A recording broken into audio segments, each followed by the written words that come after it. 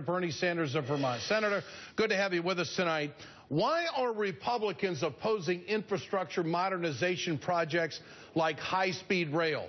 This is cost-effective, it's environmentally safe, it's travel safe, it's winners all the way across the board, and it creates jobs. Why can't they get on board? Hey, Ed, I wish I knew the answer to that. That sounds pretty crazy to me.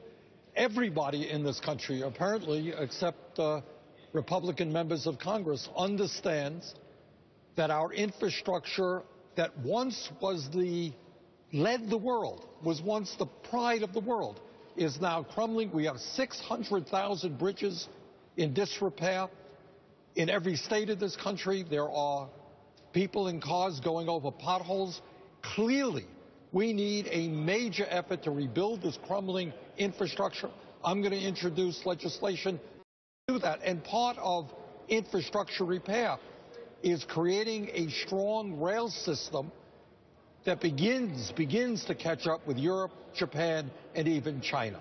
So high-speed rail is part of the overall effort that we need to make in rebuilding our infrastructure. And Ed, I will tell you this, that if we invest $1 trillion in infrastructure, and the American Society of Civil Engineers tell us we need to invest $3 trillion, but $1 trillion will create 13 million decent-paying jobs and maintain other jobs as well.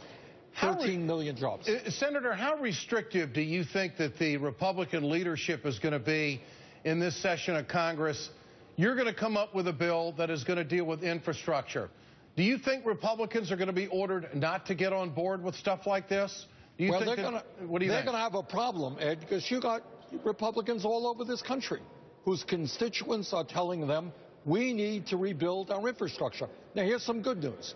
The chairman of the Environmental and Public Works Committee here in the Senate will be Jim Inhofe, one of the most conservative members of the Senate. But you talk to Senator Inhofe, he understands that we need to rebuild our roads and our bridges. So I think there are Republicans who understand that, and I look forward to working with them. And you think it'll put 13 million people to work? It will maintain and create 13 million jobs. That's $1 trillion investment. I want to switch to the TPP, the Trans-Pacific Partnership. You have recently written a letter to Ambassador Froman demanding a copy of the full text of the Trans-Pacific Trade Agreement. How dangerous is this secrecy about the TPP as you see it? You say that in your letter to the trade representative that members of Congress haven't seen it, but corporations have. And we seem to be